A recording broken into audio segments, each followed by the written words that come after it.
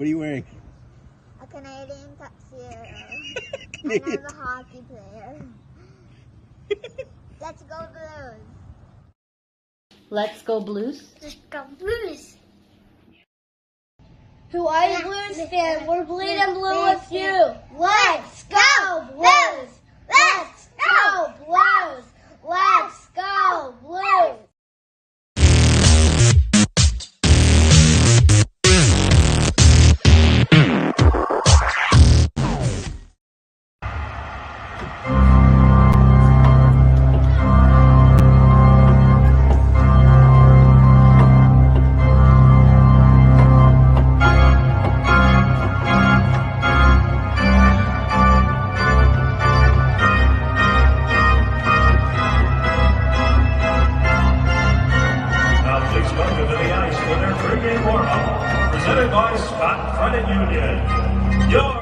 BlueNote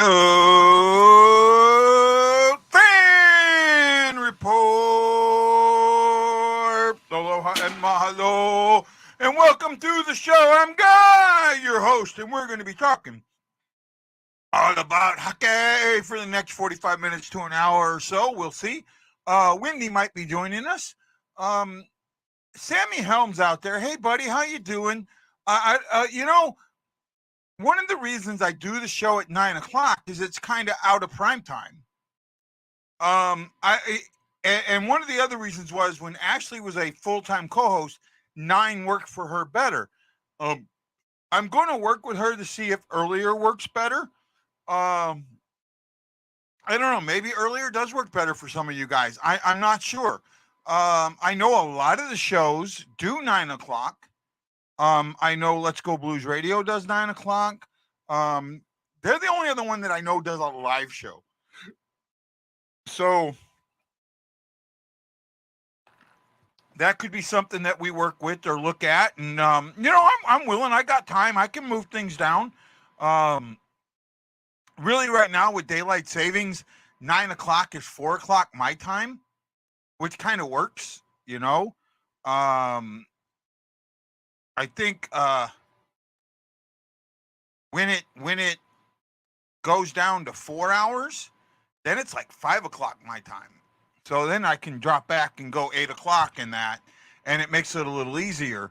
I could drop to 8 o'clock maybe. I mean, if that's what you guys want, if I thought I would go to almost any time that I thought would get me watchers, but I don't think that my time change really affects whether or not I have watchers. Hey, it's Win-delicious. Hey, buddy, how you doing? Hey, how are you? Hey, I'm good, man. Just kind of talking about maybe moving the time down an hour to 8 o'clock your guys' time instead of 9. Mm-hmm. I kind of do it because, at one time, Ashley, that was the best time for her and felt like, that worked best. But now she's got other things going on. It's not a full-time co-host. She's still a co-host. Don't anybody go away from that.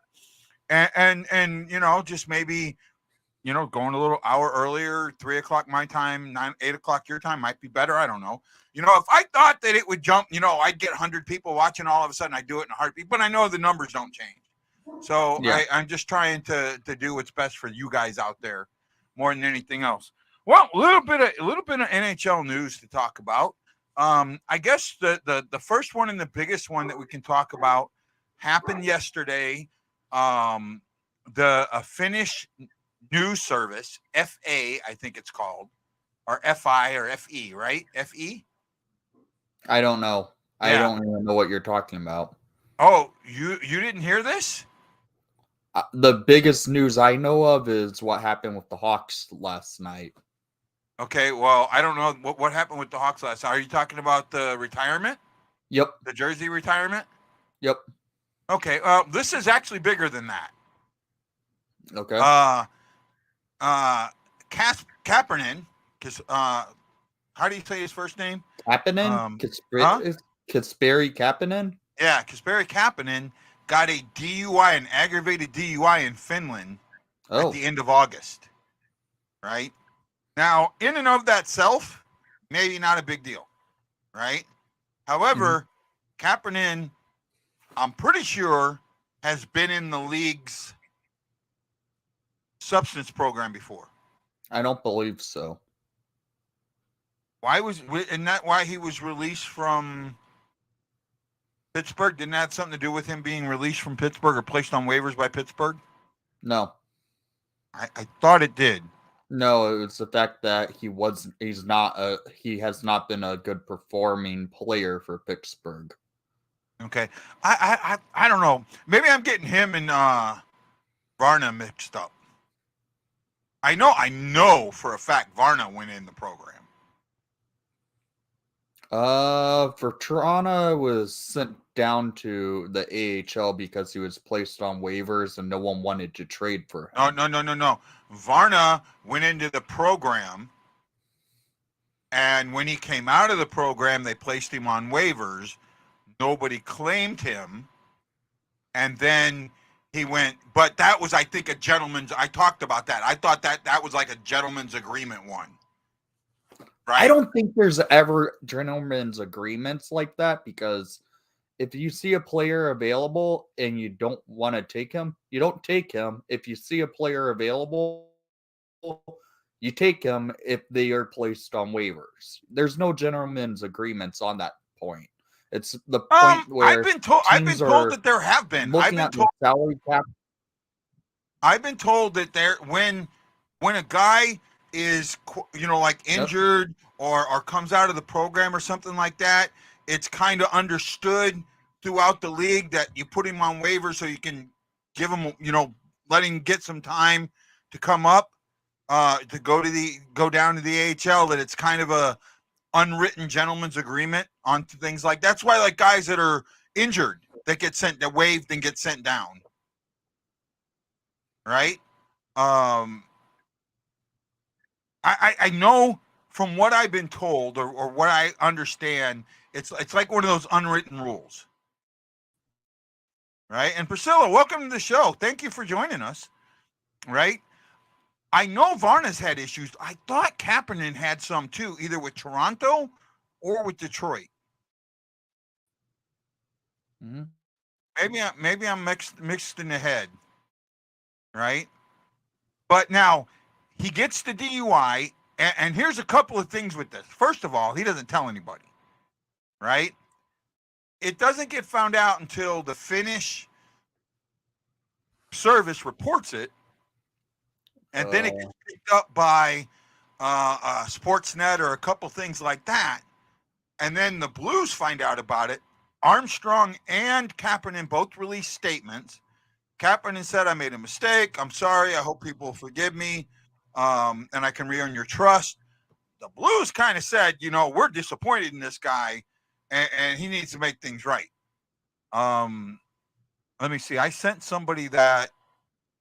See if I can read you exactly what that is. Give me a second here. See if I can find where that statement is. I sent it to somebody yesterday. I'm just not sure who I sent it to.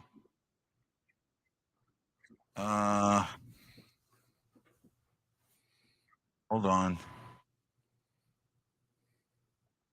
Yeah, I sent that statement to somebody yesterday. And I'm not sure who I sent it to. Because it was two statements that was put out.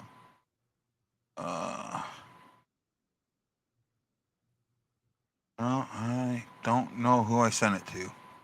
Oh well. But yeah, so basically, the statements were that. So now, I do not want to make light of this. I do not. I understand how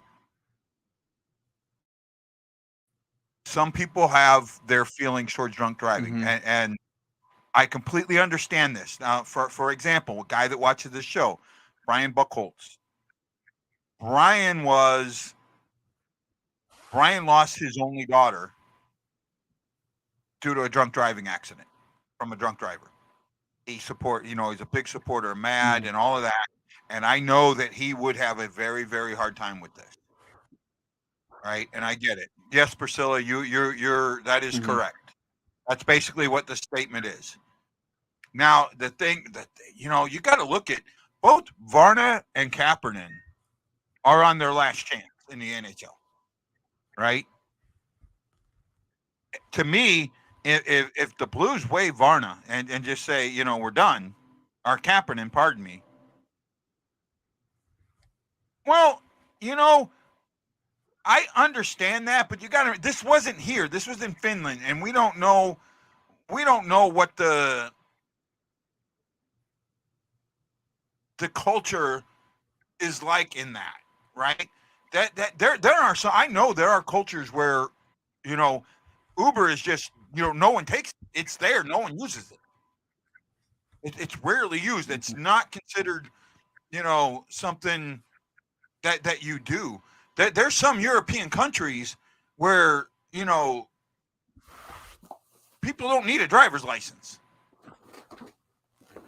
Right? You don't need a driver's license to drive in that country. So you gotta understand there's some things here that we may or may not know with this. So that's why I'm not trying to make light of it, and it is a serious subject. But at the same time, I feel like this is one of those that it puts him on a shorter leash, is what it does. It really does put Kapanen on a shorter leash. Actually, Priscilla, it's not. You can go into the substance abuse program for any type of substance or mental health or anything like. There's a lot of different things that you can go into that program, and there's been guys that have gone into that program after getting a DUI. They have gone into that program after getting a DUI. I know that for a fact. Can't say any names, but I know it for a fact. Wendy, can you back me up on that? I'm not 100% sure. I agree. It is a crime. I agree. It is a crime. Mm-hmm. Right. I do agree. And I'm not making light of this. Don't get me wrong. I'm not making light of this.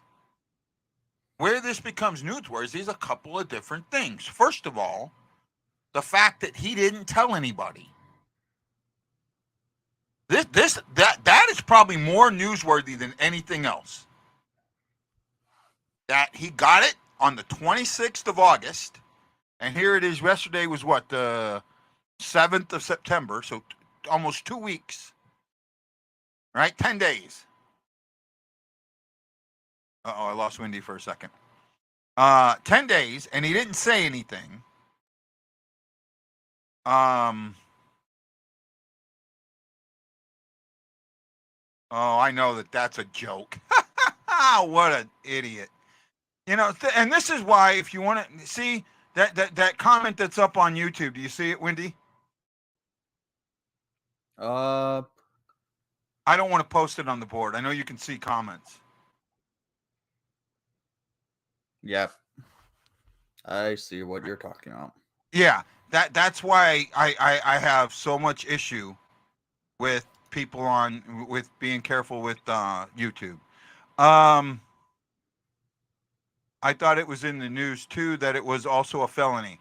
Well, it's aggravated DUI. So in what I understood in Finland, if you hit a certain level, right, that blood level, that's what raises it. So it could be a felony. We don't know. I mean, basically, to me, sound like he admitted to it. So we don't know. No, Dan is in his own program, right? He's not in Major League Baseball or anything like that program.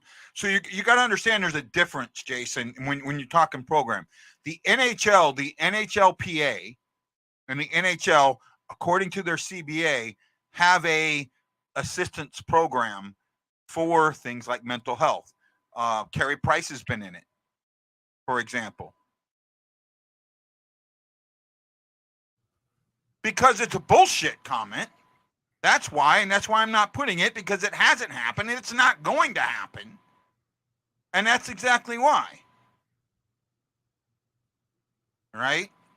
And for YouTube, and I say this, unless I know who you are, if you do not have a name and a picture that I can tell and trace, I don't show your comments and I kind of block you. I've gotten to that point with YouTube. I've been trolled, and it's destroyed my mental health. I know you guys out there think it's so funny. Oh, we can make Island look like a fucking fool. Yo, this is so funny. I don't understand that. I don't understand that type of comedy at all. In fact, when I see stuff like that on TikTok and all of that, I scroll right by it because I don't get it. I don't get it. The closest thing to something like that I found fun, that I find funny that some people might not. I don't know how much you watch TikTok, Wendy. Do you on there a little bit or at all, or?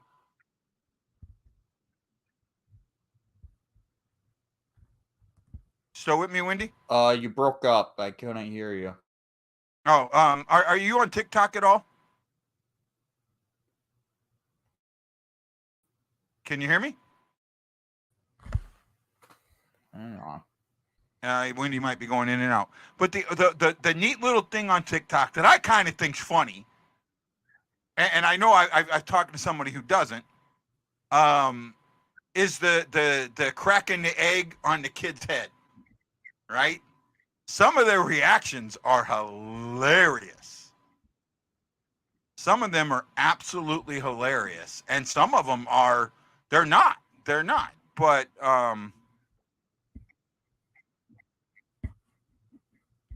I would, but no one watches them. You know, when I have TikToks that have 10 views, why would I do it? Yes, I am TikTok. I am on TikTok. Oh, that's what you're asking. You're putting it out there for Wendy, I think. Are you with me, Wendy? I just got back. It just like my Wi-Fi just glitched out for a few minutes. Yeah. I see. We've been having I seen your comment. I just haven't gotten it to it yet. Are you talking about this one? I have no sympathy for this BS. I should have been arrested many times. I could have killed people. I have no sympathy for drivers driving drunk. I get that. I get it. I really do. Right? Don't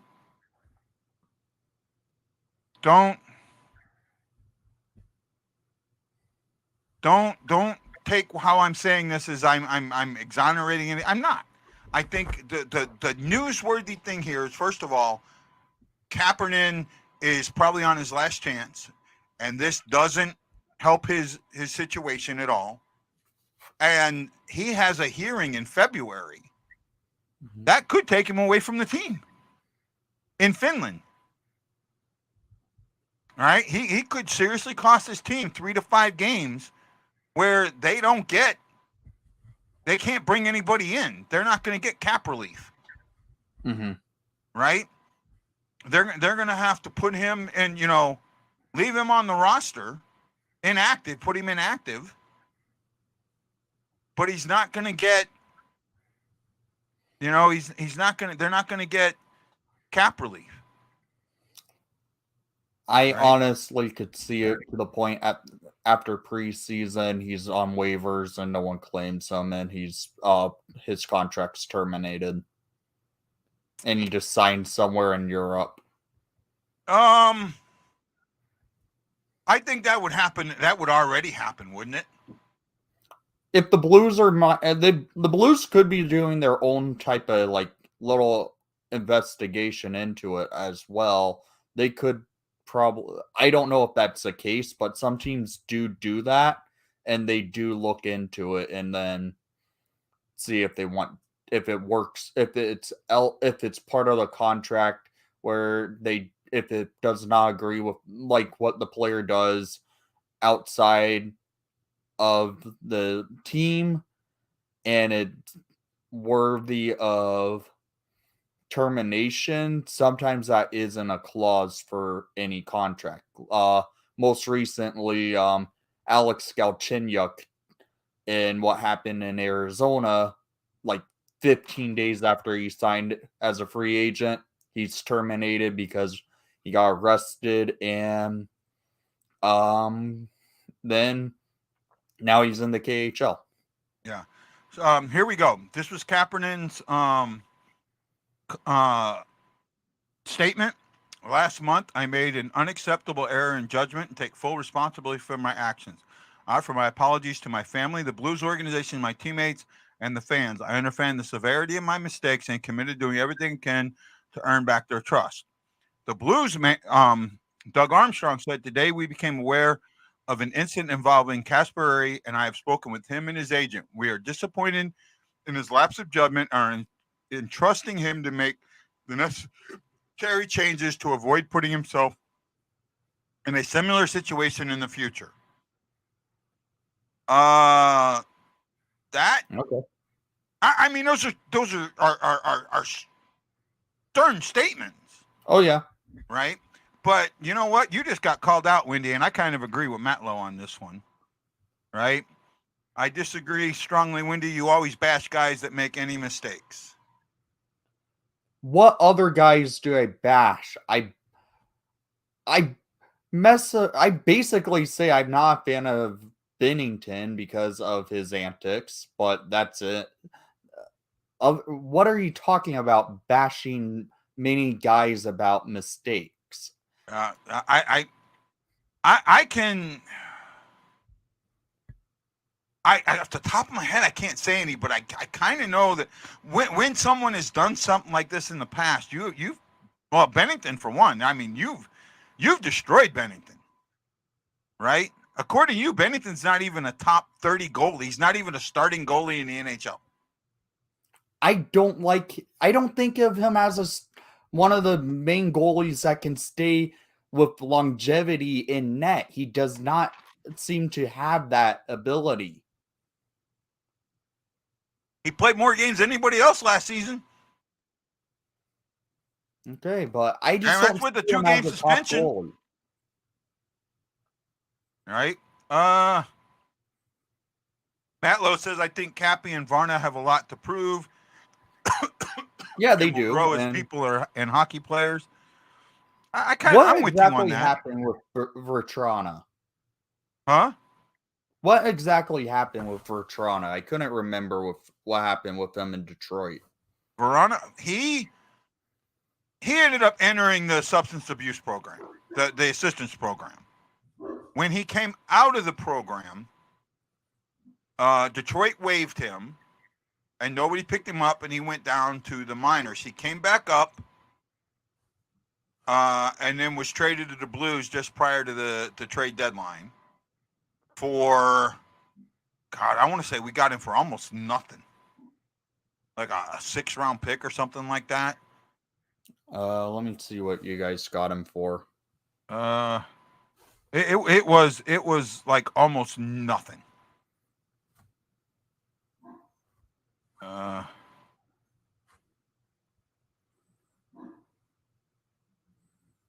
We got him a 7th-round pick.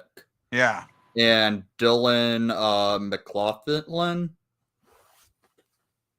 2020, we got him for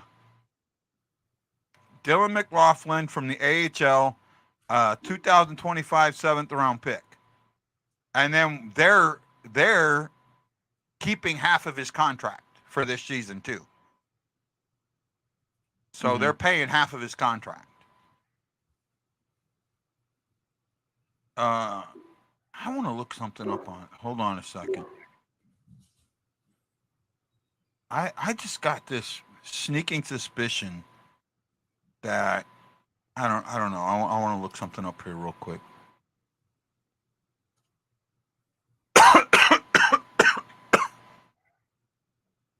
Excuse me. Sorry, I didn't mean to go there and cough on the mic there.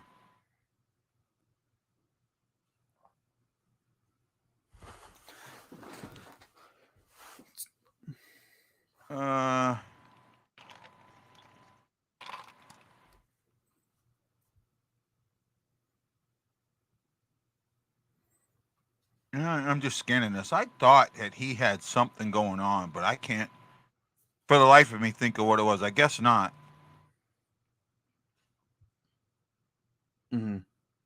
Yeah. YIE is who reported it. Finnish public broadcaster. Right? Okay. Suspected of aggravated drunk driving with a case to be heard in district court in February of 2024. right? Interesting. Yeah. Yeah, I didn't hear about it at all yesterday because I was busy and I went to a comedy show in the evening. Oh, okay, no problem. Well, what is this isn't a shocker or surprise to me, so I didn't even think of it as news. What is your Hawks news that you're so happy about?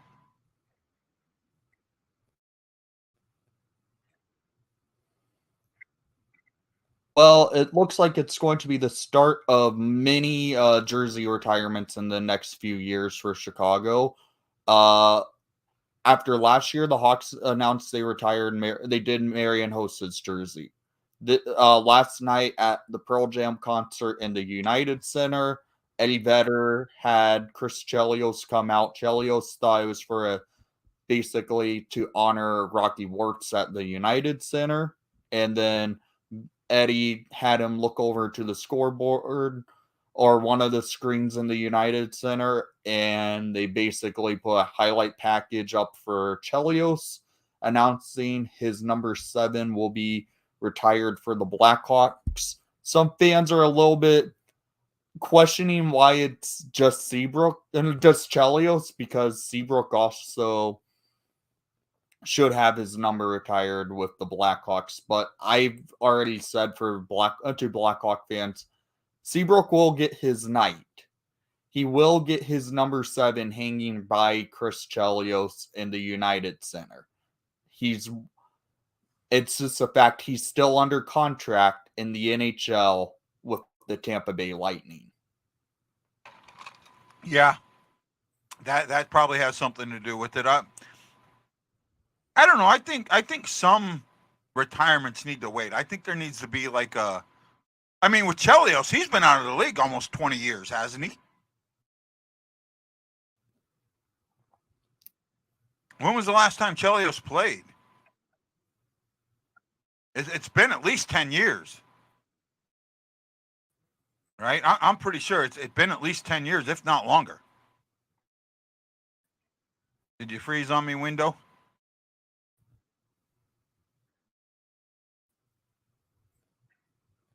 Right, Wendy, you there? He froze. Hey, Jose, Wagongo, how you doing, buddy? Dante says, here's the thing with Benner, he's impossible to beat when he's on his game in beast mode, but he's also goes into hibernation for weeks. I hope he bounces back this year. We need him.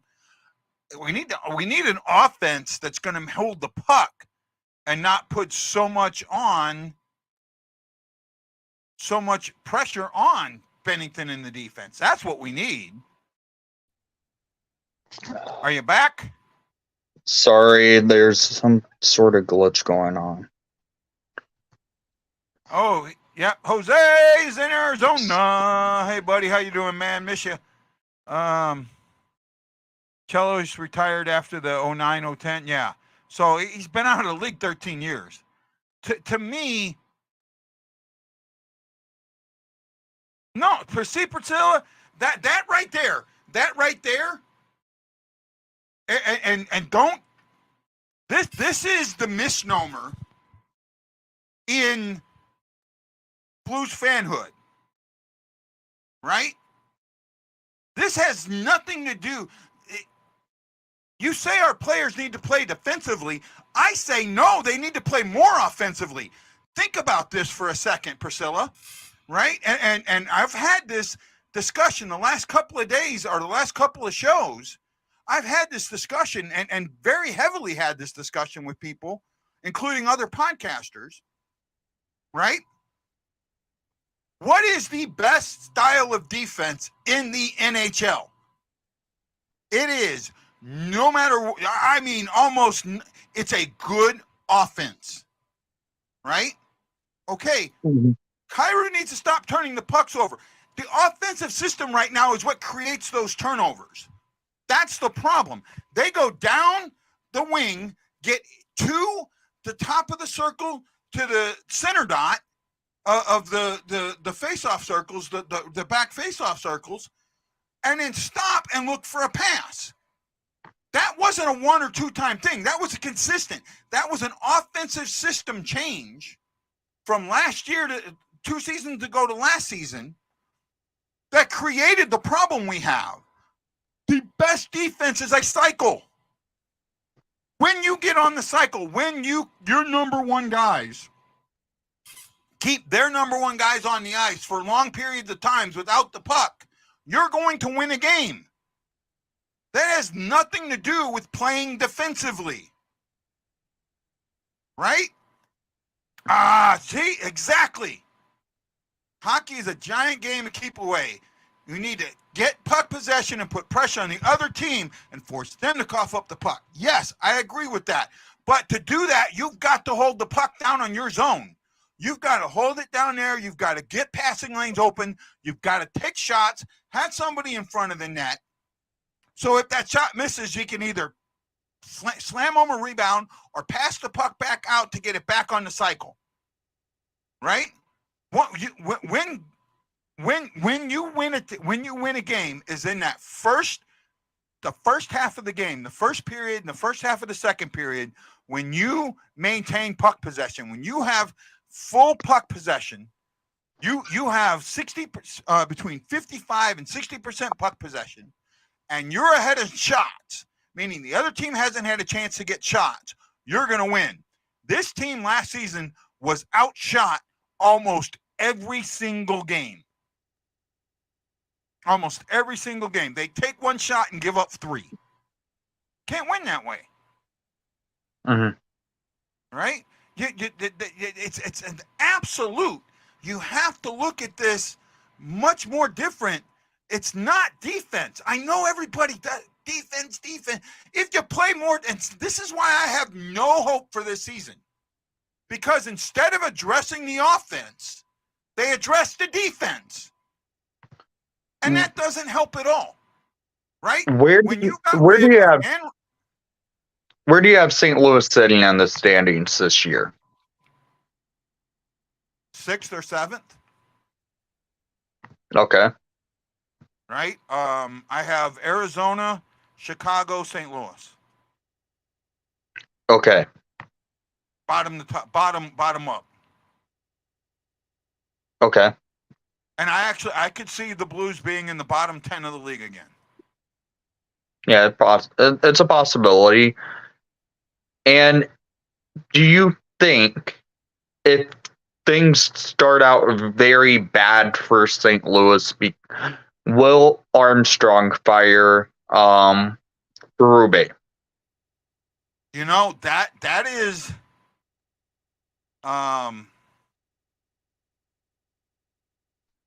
or could it be a GM issue, and then we see St. Louis have to wait until after this season and everything, and they make decisions from the front office down?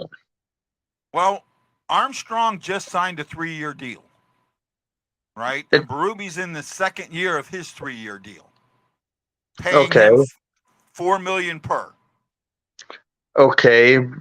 It's sometimes GMs who sign new contracts though as an extension. Sometimes, yeah, it shows respect to them, but sometimes after another terrible season, they do get on the hot seat, and they have been getting fired in recent years.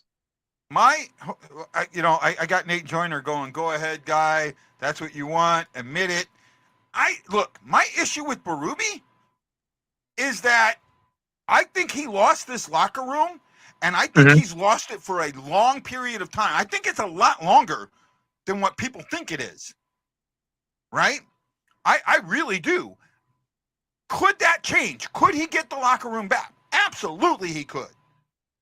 Will he? And that's the question. The issue is, right now, with this team being a possible bottom 10 team, meaning they're not going to make the playoffs and they're not going to be profitable this year, can you afford to play 2 coaches and 2 GMs? And that's what's going to happen if you fire. You don't think the Blues will be profitable? No, they're not. Unless they make the playoffs, they are not profitable. Is that Is that seriously? That's according to the actual Blues. They've said that. Yeah, I remember the Cup year. They didn't make a profit until the Stanley Cup Finals. I mean, no one was going to their games in the midway point of the season. It seemed like. Right. Well, I mean, I went to games that year, and I'd say I went to 4 games that year, and I'd say that they were 90% full, and they were in last place. Okay. It just felt like no one was wanting to buy their stuff or anything like that. I used to work in a sports store, and I remember no one wanted to buy anything St. Louis in the midway point of their Cup year. Yeah, I could see that. I could see that. Right. I mean, you have your diehards that are going to buy stuff every year, anyways, like me. But you know, you look at, I've got probably 25 jerseys, right? You know, yeah, they're selling tickets. I agree, Patricia. They are, Priscilla. I'm sorry, I misread that. My bad. I agree. They are selling tickets, but from what I've heard, this is not a team that's profitable unless they make the playoffs. That is not a good state of running of any professional sports team. I think a lot of NHL teams are like that, to be honest with you.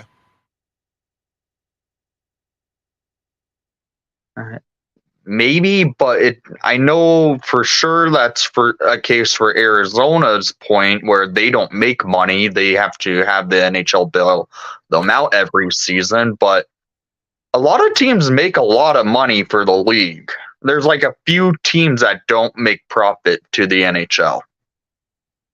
Well, you still you know, you can be paying the NHL and still not be making profit. You got to understand that. What you owe money to the NHL. I mean, the NHL is like your renter, right? Your landlord. You owe money to them whether you're got money coming in or not. So so that doesn't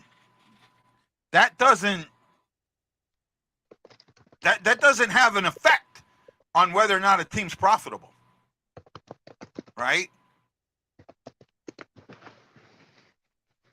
I guess I'm not used to it because the Blackhawks are one of the most profitable teams in the league.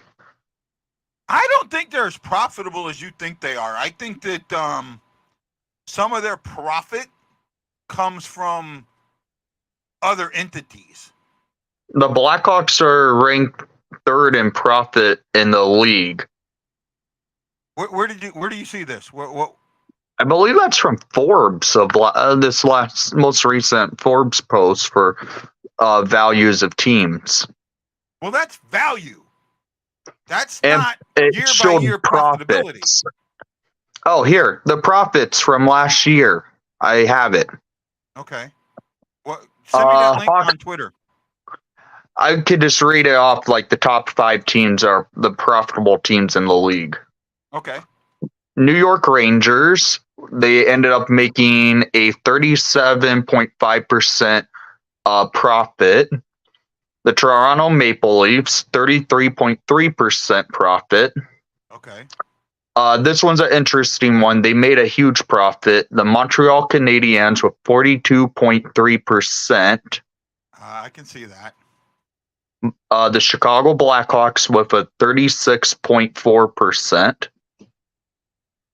The Boston Bruins, it kind of makes sense with how well of the season they had last year, a 51.4%. Wow. Where's St. Louis on that list? Let me check. This is like showing like their changes from the year prior to last year, what they made, like in a percent. So that percentage is a percentage above last season? Is that what that is? So it's a percentage from after last year's revenue in the season prior. It's like a difference in that. So St. Louis dropped 2 positions from where they were at. Their worth what they say they're worth as an organization is $88 million. Okay. And they made a profit though at basically where was it? It just turned Can off you send on me me. that link? Can you send me It's that link, Wendy? basically, yeah, I can. It's from, On it's Twitter? off of Wikipedia. It shows it as a graph, but it's Yeah. it's a post by Forbes. They took it off of Forbes. Okay. So it's an interesting thing. That's how it's reading to me. So if you want to take a look, you can. It might, maybe you will get a better viewpoint on it, but Yeah, that's why I'm asking you to send it to me to let me take a little bit of a look at that. there you go. Here we go. So I'm going to look at this. Revenue, operating income. Okay. I think it's by an order of how much the team is worth, and then they show like their percent increases. Yeah.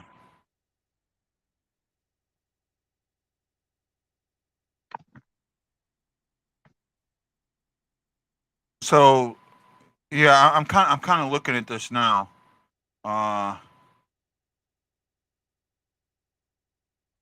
As of December 14th, You 2022. got the Blues value wrong there, bud.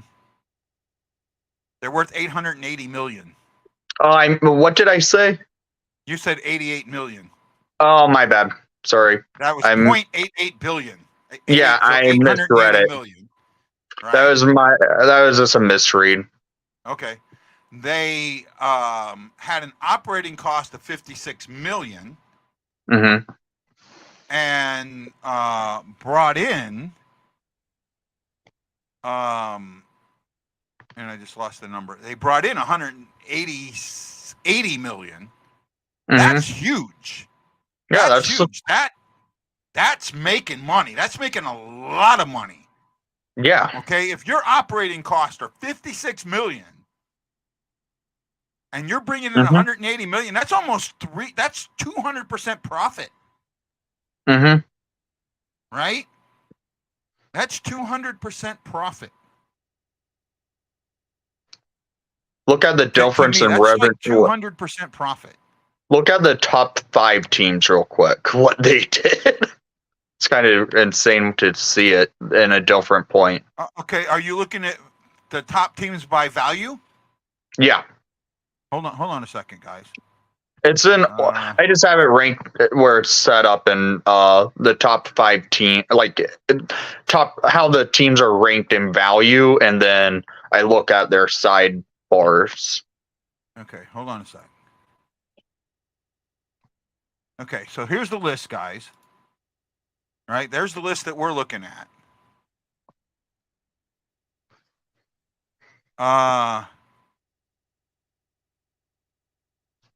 Gary, how you doing? Welcome, my friend. Welcome to the show. I'm Guy to the Wild Blues fan, joined today by my friend Wendy from Windy City Hockey. Talking hockey today. Right now we are talking about profitability of teams. I had thought that the Blues were not profitable, and at least from media members that I've talked to, I will say this is as of December 14th, 2022, which is the most recent of the NHL posts of their values. So this is 2 years old, or a year and a half, almost 2 years old. Right? It's going to be it's from December of 2022. Yeah, but it's for the 21-22 NHL season. Oh yeah. So this is the most recent for profitability, though. Yeah. So there's some huge teams here. Now, St. Louis overall, they're worth 88 billion, right? Or not 88 billion, pardon me, 880 million. The sport itself, they bring in, if I get this right, 252 million. The market their market, which is they're selling and all of that stuff. They're bringing in 313 million. The stadium is bringing in 203 million, and their brand is bringing in 100. And then the brand, I think, is the marketing. Might be the marketing. I'd have to look at what do you call it? The asterisks are. Oh, here's the historical valuations. Blackhawks in 2012-13 were worth 625 million, and now they're worth 1.5 billion. They've done well for themselves. St. Louis in 2012 was worth 185 million. They're now worth 880 million. That's a huge increase. Yeah. Right? Makes me think that, the woe is me that I hear from people saying that the Blues can't afford things isn't correct at all. Hell, they're saying the Kraken are worth $1 billion. For the fact they had they ended up spending well over $1 billion to get the team in Seattle because they had to pay so much to do for that arena. Yeah. And if I remember correctly, the expansion fee for them was $675 million, or is that for Vegas? I thought it was more than that. I thought it was closer to $1 billion. Let me check what the expansion fee was for Seattle. I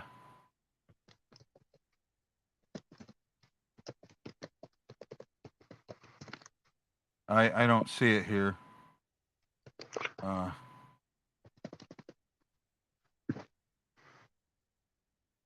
$650 million for expansion fee back in December of 2018. Okay.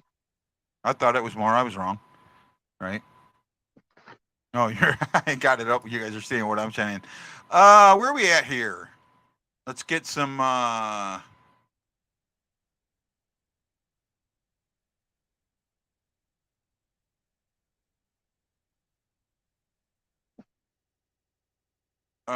Gary Holman. Hey, Gary, how you doing? Hollerum. Hey, Gary, how you doing? Welcome. Nate's talking about me and not liking Berube. It's not that I don't like Berube. Wait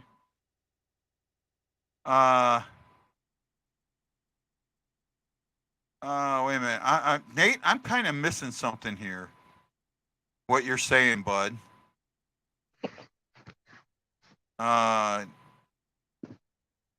Oh, you think that Berube coaches till he's done? I disagree with that, Nate. I disagree with that so much. You know what? You know why I disagree with that? Let me throw something. I can throw one name at you and tell you this is why I disagree with that. And I think this name will ring out to everyone. Give me a second, Gary, and we'll change the subject, right? Well, I guess I am changing the subject. The reason that I feel that Berube has got to perform this season is quite simply this. Are you ready? Let's see if you know this reference, if you get it. Whitey Herzog. You with me, Wendy?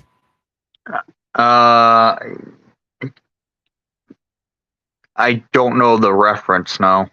Do you know who Whitey Herzog is? No. Wow. Come on, somebody out there who knows Whitey Herzog.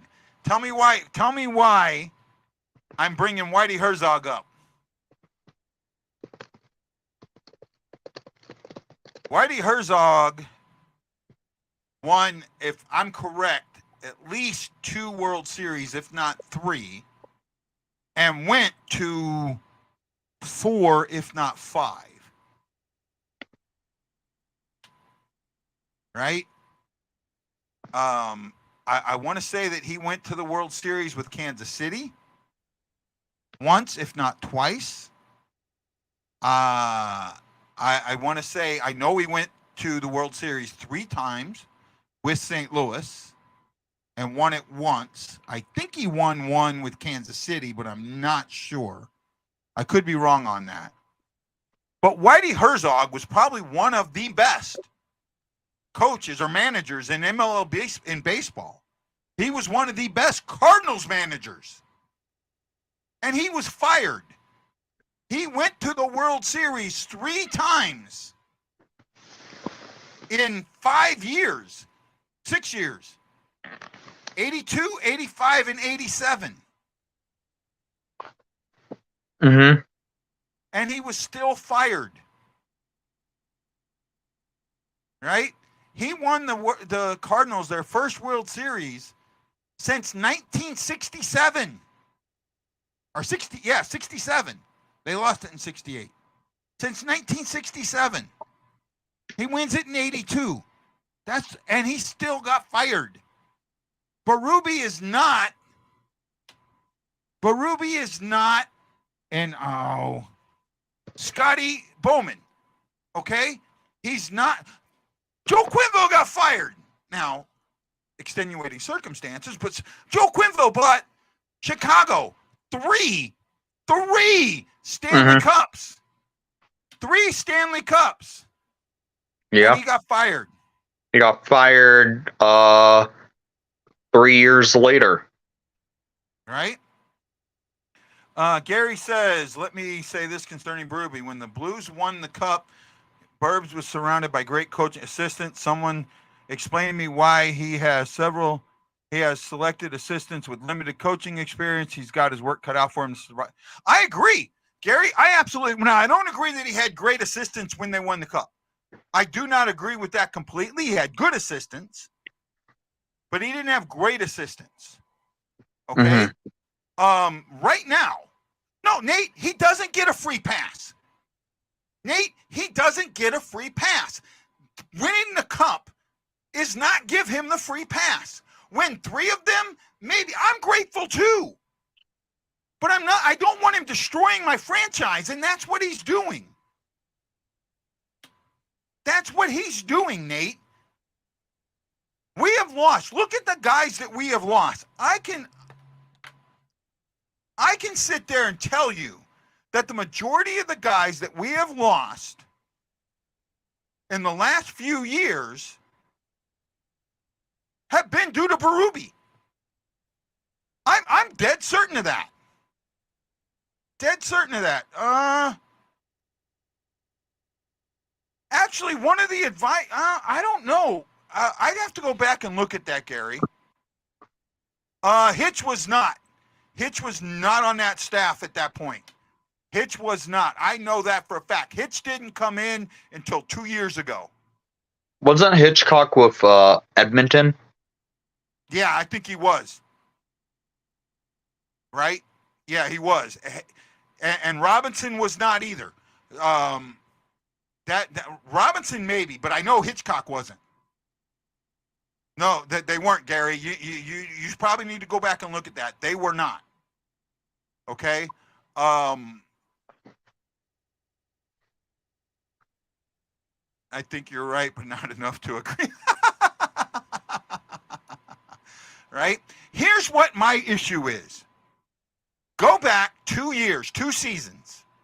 This team scored 109 points. They had the 3rd best offense, 4th best offense, and the 7th or 8th best defense in the league. They were tied with the best special teams in the league. Mm-hmm. And in one season, they went to the bottom of the pack. They went to the worst special teams or next to worst special teams in the league. Right?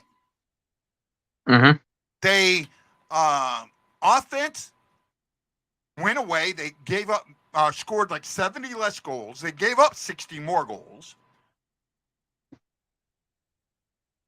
They had, in that 109-point season, an offensive genius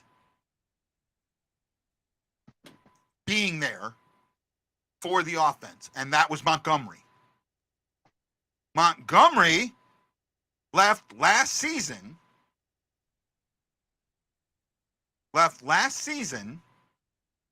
and went to Boston. What they did is they brought in Craig McTavish as a defensive guy. They didn't bring in an offensive guy. Berube is handling the offense. That is a fail.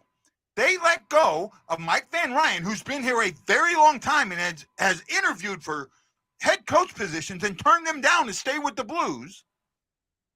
And then they fire McTavish. And what do? They bring in a skills guy and a defensive guy. You're picking at the scab. Mm-hmm. Now, the skills guy I'm okay with. The defensive guy I'm not. Berube's your defensive guy. Fix the offense. Fix the offense. Bring in an offensive guy. Bring in someone who's going to put Kyrou and Thomas and Varna and Kapanen and Saad and Bushnevich in the places that are best for them. Jason, I got a lot going, so I might be missing your comments, bud. But I'm seeing them. I'm seeing them. I'm sorry. You said Berube wanted us to cut because he had a bully of a team that could wear down the defense. He has to use offense now. I think that's a misnomer. I think that's a misnomer. Right? That One of the things 2019 that I team talked did about- have a lot of heavy hitters, though. But they also had the second or third best cycle in the league. Did they? Oh, yeah. Oh, yeah. That team cycled. That team knew how to cycle. Right? That was where they used the forecheck right. That's where they used the forecheck the right way. They get down there, they pound you, win the puck, get it around the boards, and start a cycle. That is when the forecheck is effective. But you don't always need that. You need the cycle. You don't need the forecheck. You need the cycle. If you go down and forecheck and don't have anybody to pass it to, it's useless. You have to forecheck. You have to forecheck. Or not forecheck, pardon me, cycle. You have to cycle. Cycle, cycle, cycle. Plain and simple. If you're not going to cycle that puck, you are getting nowhere. Period. End of story. You're getting nowhere. You have to cycle that puck. You look at any of the teams that score and they cycle the puck. Oh my goodness. Look at Tampa Bay with Kucherov. When he won his Hart Trophy. Mm-hmm. Right? He had what, like a 140 points or 130 points, something like that. Let me check. It was 18-19. In 18-19. I'm checking for you. You know what I'm talking about, right? I know. I don't recall it being that many points. He was way ahead of everybody. Oh, I know. He had a lot more points than the next guy. He had 128 points that season. Okay, and who was second? I think McDavid, and I don't think McDavid had 100. I'm pretty sure McDavid would have had 100. While Wendy's looking that up, let me say a big old thank you to Gary Hollerman, Gloria Seeper, hey Gloria, Momo King, Matt Park, Nate Joyner, Erickson Krieger, E. Guido, Jason Nichols, and Craig Moss for putting those thumbs in love in the air. I appreciate it. McDavid had 116 points that year. Okay, so about a 10-point difference. Mm-hmm. And McDavid played 4 less games. Okay. But that team, that Florida team, oh my goodness, could they cycle the puck? Right? Mm-hmm. I think in hockey, more than any other sport, your offense is more connected to your defense than anybody else, than any other way. I think basketball is close, but not as close, right? Rebounding in basketball is important, but the majority of your guys that are really, really good rebounders are defensive rebounders, not offensive rebounders, right?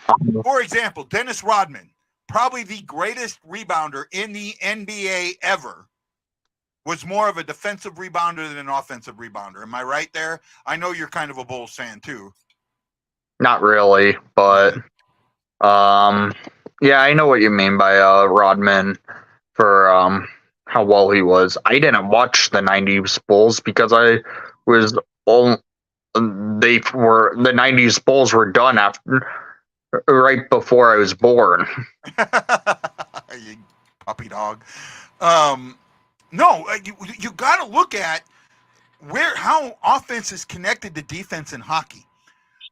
The majority of times, your number one line goes up against their number one line.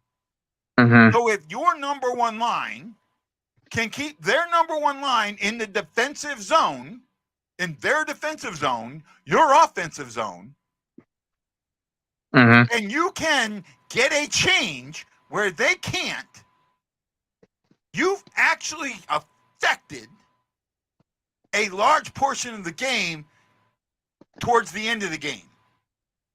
Mm-hmm. Right? Here's a question for you. Yeah. Does McDavid hit his 1,000th point this year? How many does he have now? 850.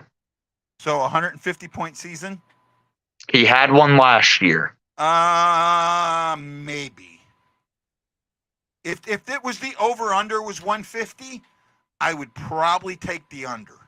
Oh yeah, same. But could you see McDavid potentially hit his 1,000th point this year? He could. He could. I think he might be the second fastest to do so in NHL history. He may be. Okay, I want to address this. E. Guido says, but we used our fourth line to start. That was only during the finals games. Berube only did that during the finals games, right? But for the most part, it's number one. Mm-hmm.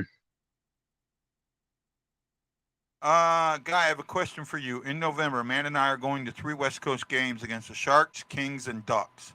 Do we finally get our first road win? I think you do. And you know what? Send me that stuff. Maybe I go with you. If you would enjoy my company, maybe I can go with you and during that period. I've seen a game in San Jose because I went to the Western Conference Finals.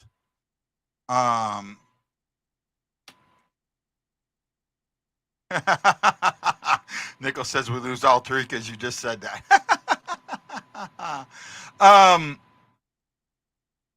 Now I'm kind of lost what I was talking about. That St. Louis started all the cup games and started all the cup games. But what they do, they started with that. If they didn't win the puck, they did a heavy body. But as soon as they got the puck, they switched. They brought in that top line. It's almost, I'd say, more than 90% of the time, your number one line is against number one line. Mm-hmm. Right? So if your number one line keeps the puck in the offensive zone, you're preventing their number one line from having the puck. Mm-hmm. Their number one line doesn't have the puck, they don't score. In hockey, when you get a lead, it changes how the other team plays. Now, it's a coaching style to how it changes, but if that team gets a lead, let's say they get that first goal and you're up 1-0 9 minutes into the game. Mm-hmm. You are going to change and shorten your bench a little bit. You're going to try and have your number 1 and 2 lines spend a little more time on the ice than your number 3 and 4 lines. In all actuality, if you have a very, very good team and a smart team, you want everyone to rotate about 15 minutes a line. 15 minutes ice time per, right? Mm-hmm. That's what you want. You want Line 1, 15 minutes. Line 2, 15 minutes. Line 3, 15 minutes. Line 4, 15 minutes. Does that sound about right? Just about, yeah. Right? That's a balanced rolling 4 lines. Mm-hmm. What happens more often than not, that fourth line plays right around the 10-minute mark. Or less. Or less. There is immediately 5 minutes that have to be made up by your 1, 2, and 3 line. Mm-hmm. A lot of times, your 1 line plays 17 to 18 minutes, sometimes closer to 20. Mm-hmm.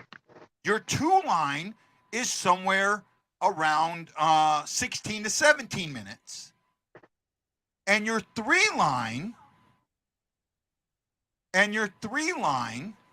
usually is probably closer to 13 minutes. Does that sound about right? Gary? 12 and a half to 13, yeah. Right? Nobody does that. But you ask any coach what's optimal, and they'll tell you that's optimal. If you can roll 4 lines with those minutes, in fact, think about this. 82 games.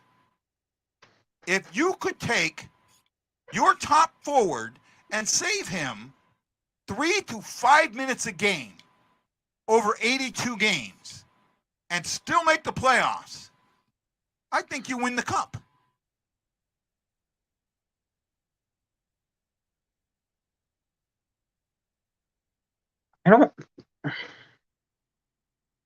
It really depends. But yeah, there is logic to where you're saying it. Yeah. Right? It does, but just because no one's doesn't mean that's exactly what I'm talking about, Gary. This is exactly what I'm talking about. Saving the legs. If you're doing it right, you will save the legs. You will save them down the stretch when it matters the most. Mm-hmm. Right? If your offense cannot control the puck, you put way much more pressure on your defense, way much more pressure on your goalie, and you're going to give up soft goals. Plain and simple. Mm-hmm. Your defense is more attached to your offense in the NHL than any other major sport. I get with lacrosse, but I don't consider lacrosse a major sport. But as far as hockey goes, straight up, your offense so much more. And in fact, I've heard so many people talk about New Jersey and the neutral zone trap back in the 90s, early 2000s, right? Yeah. That was also good offensive teams. They knew how to hold the puck in their zone. They kept the puck out of their defensive zone. They absolutely kept their puck out of their defensive zone. Right? Now I think Gary's with me. I think he understands what I'm saying now. This is why I have very little hope for this season, because they didn't address the underlying issue. They didn't address the infection. They addressed the scab. They picked at the scab. They put a Band-Aid on the scab.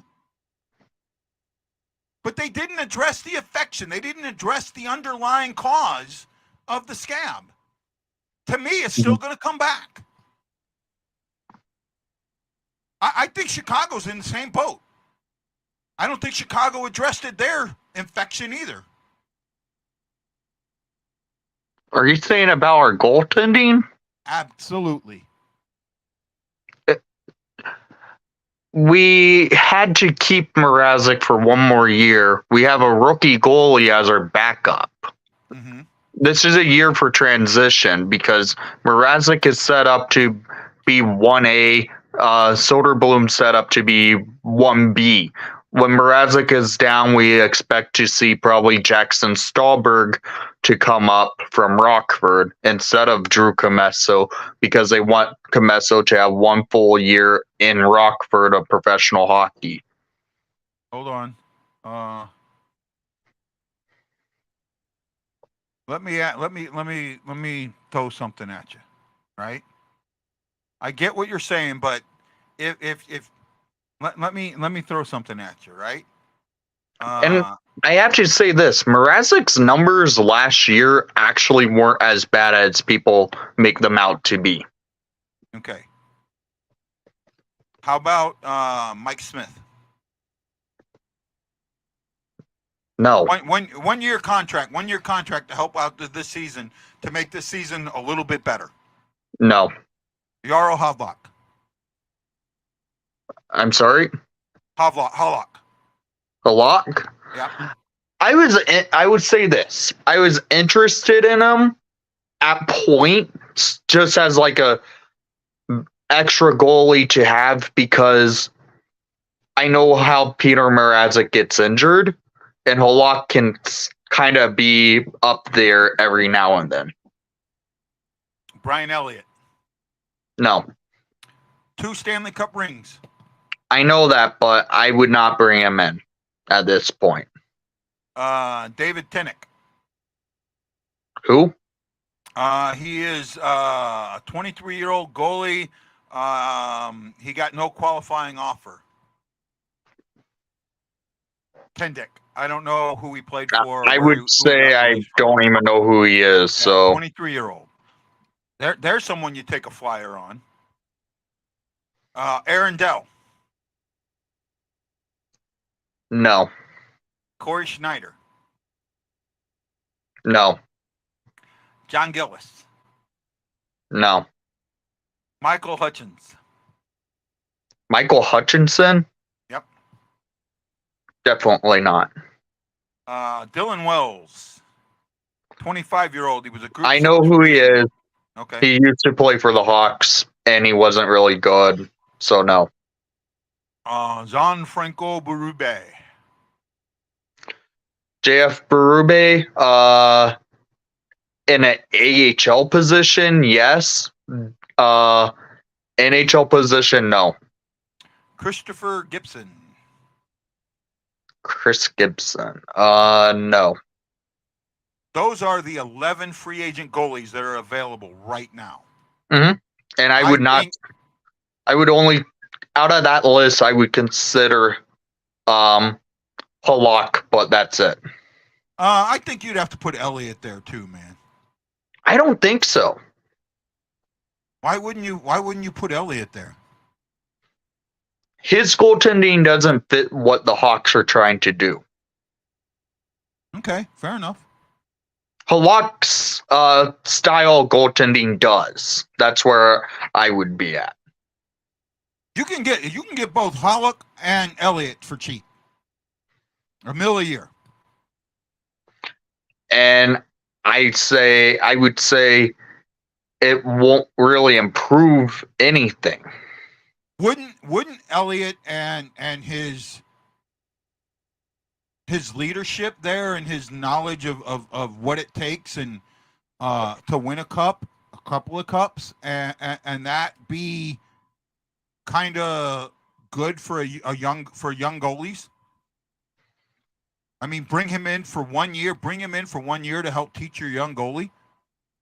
I could see what you're talking about. Wouldn't he be better than Mrazek in that situation?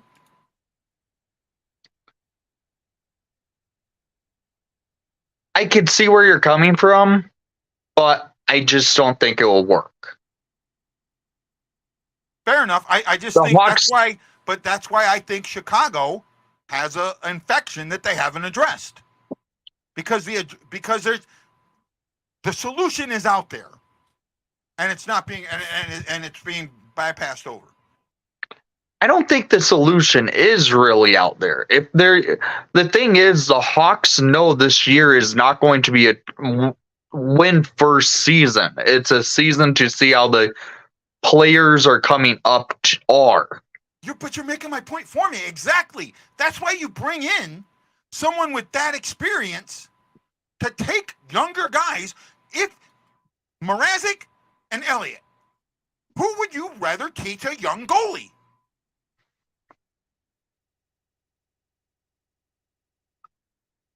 Honestly, I wouldn't take either because the one goalie I would have had, we used to have him, and he went to Anaheim. Who? Alex Stalock. Yeah. Well, the Blues, Gary, the one thing with the Blues, and I have said this and I stand behind it. If you look at the 5 areas of a hockey team, offense, defense, penalty kill, power play, goaltending, right? Am I missing anything, or would you consider that the 5 major areas? Those are the key points. Okay. Of those 5 major areas, the one that I have the least concern with is goaltending. Right? In fact, from high concern to low concern for the Blues. Right? And then, Wendy, I want you to do the same thing for Chicago, for the Blackhawks. Mm-hmm. For me, from most concern to least concern. Number 1, most concern, offense. Most concern is on the offense. Next would be power play. Third would be penalty kill. Fourth would be defense. Fifth would be goaltending. From top concern to least concern. That's how, if I'm a coach, if I was the coach of the Blues, and I'm not, and I don't claim to be, that is what I would look at. That is the way that I would address areas on St. Louis. Okay. Do you agree with me? Disagree with me? I could see where you're coming from. Okay, so what are yours for Chicago? I would say defense at number 1. Here's why. Yes, it's going to still suck. They haven't addressed a right-hand shot need when there's defensemen out there that they can sign without any issue. Then I would say it's the power play. Then it's the goaltending. Then offense and PK.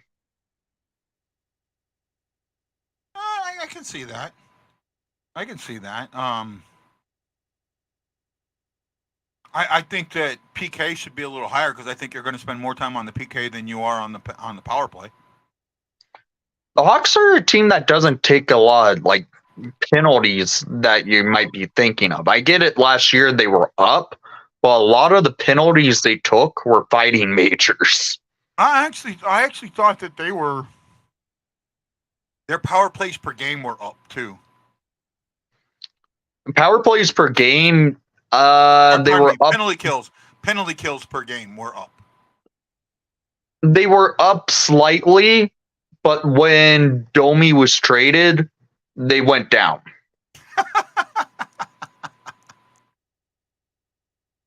That's kind of funny and interesting. Look, I know that I see things a lot different than most Blues fans, and I get that. I really do. I know that, and I've heard it. I have heard it. When we had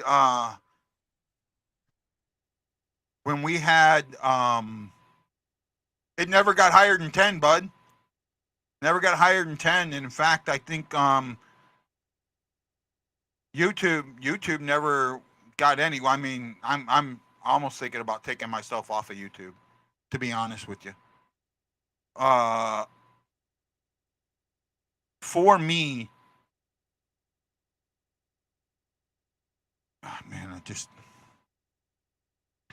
I see the posts, I see things, and as soon as you put something out there, the first thing people say is the defense. oh my God, the defense has to be better. The defense has to be better. The defense has to be better. And every time they say that, I go, are you nuts? It's not the defense. It's not as much of an issue as you think it is. I have a question for you. Yeah. Okay. I'm going to pull up the top free agent forwards that are still available. Okay.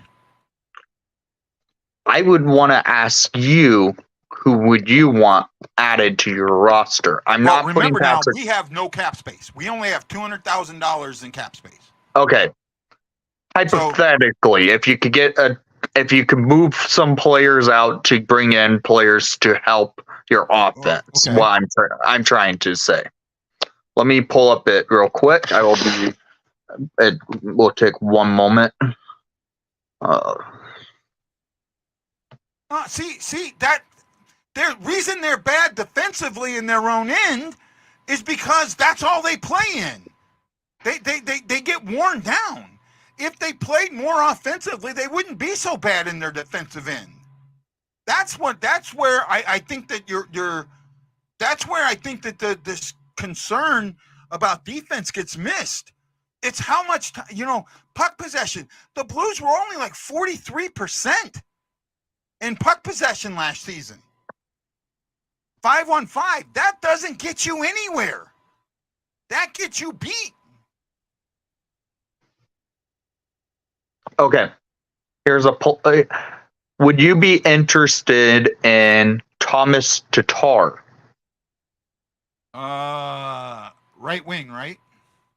Right and left wing. He put up 20 goals, 28 assists, 48 points last season with the New Jersey Devils. That's maybe. Okay. Maybe.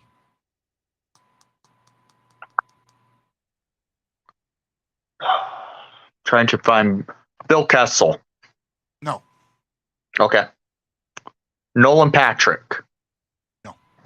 Okay, because he did not play last year. I was just testing you there. 1 second.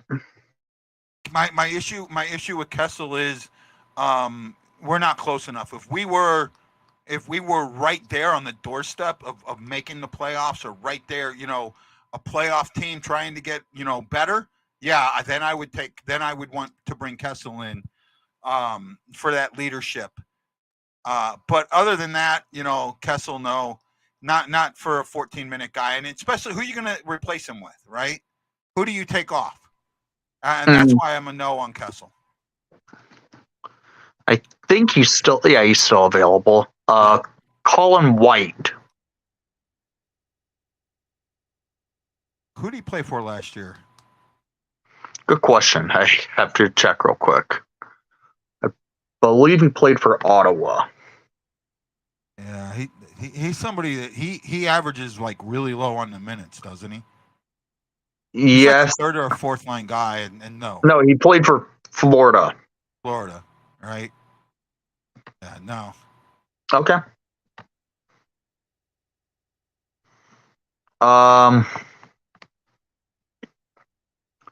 Josh Bailey. Bailey's a maybe, I think. See, Bailey's another one where I just, I don't know. I just, who do you replace him with? Who is he better than that's on the team now? And if I'm you're not bringing in a 20-minute guy. You're bringing in a 10 to 13-minute guy. Anybody that's left is a 10 to 13-minute guy. There's no 20-minute guy out there. There's no top 6 guy out there. Patrick Kane's still there's available. Maybe one. Huh? Kane and Tatar are 2 20-minute players. Yeah, but I just Tatar, I don't think he fits our scheme. Okay. I could see that. Maxime Cointreau. Yeah, no. There and reason for that is Max is caught up in that junior scandal. That's why Max is one of the guys that is there are the 6 guys that are caught up in that. The ones that don't have contracts have not even been come close to being issued contracts. Mm-hmm. And Max is one of those. I've met him. I had video with him, but I lost that card. I met him. I have pictures with him. Okay. Kiefer Bellers. Don't even know who that is. He's actually not bad, forward to have around. He can put up better points than what he did last year. He played 28 games. I believe it was because he was injured. Tyler Mott. Mott. See, Mott's one of those where I was reading something on NHL.com, or no, on The Athletic about him.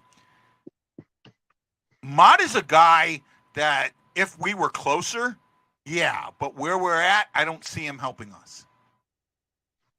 Do you bring back Paul Stastny? No. Okay. The Stastny experiment here was not good. Not good. Adam Ernie. No. Okay. All right, I see. That's pretty much it. That's still on the free agent market. Yeah. I will tell you who I want to see if the Blackhawks would sign him in free agency. It's Ethan Bear. Ethan Bear. Right hand shot, right D. Played 61 games last year. Yes, he's going to be missing maybe 2 months this year to start. Yeah. It's because he had surgery on his knee, and he will be out for 2 months. But honestly, he's a defenseman I think is a solid one for a team like the Blackhawks to maybe sign. Do you think Kane plays in the league again? Yes. Do you think he's effective in the league again? Yes. I was reading about this hip resurfacing. There's 2 other guys that have had it, and both of them went nowhere after it. I'm pretty sure Marian also had a similar hip surgery, and he came back pretty well out of it. Not what I read. So, there was an article in Athletic about it, and Kane was their number 1 free agent, but they talked about the resurfacing and 2 guys that came back from it and just failed completely. Brad Marchand had it last year. So, I don't know. I think Kane's done. I don't. Kane's done. I will say this. I really respect who actually tweeted this out the other day. And I could see it happening that Patrick Kane signs with the Detroit Red Wings this year.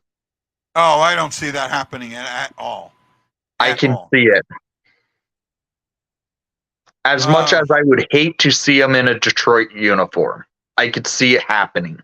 Hold on a sec. He'd have to take a real friendly deal. I could see him doing it. Right? Actually, no. The Red Wings got $5 million. They have the right amount of cap space to sign Patrick Kane. He'd have to come in under 5. I can see them. You got to look. He can't come in. He's not playing till December or January. No. He's ahead of schedule. He's not signing with the team till late November, early December, and he's not playing till January. Patrick Kane the other day came out saying he's ahead of schedule and he could be back sooner than later. I'm not buying it. I'm not buying it, bud. I know how Patrick Kane has been in the past after getting surgeries. He's come back pretty quick. All right. Detroit does have a habit of signing older stars. Mm-hmm. Well, I don't know. Actually, I don't think so. I don't think that matters to him. I really don't think that matters to him. I will say this: in 3 years, I will predict this, that Patrick Kane will come back to the Blackhawks to play one more season and retire. I could see that. But he'd have to come back as a 4th liner. But that's probably what he would do if he was coming back on a 1-year deal to come back to Chicago. I more see him signing a 1-day contract. Who knows? We'll see what happens with Kane, but I honestly think he is going to sign with probably Detroit or Buffalo. Well, man, we did an hour and a half today, bud. Mm-hmm. Yeah, enjoy the show today? Yeah, it was interesting.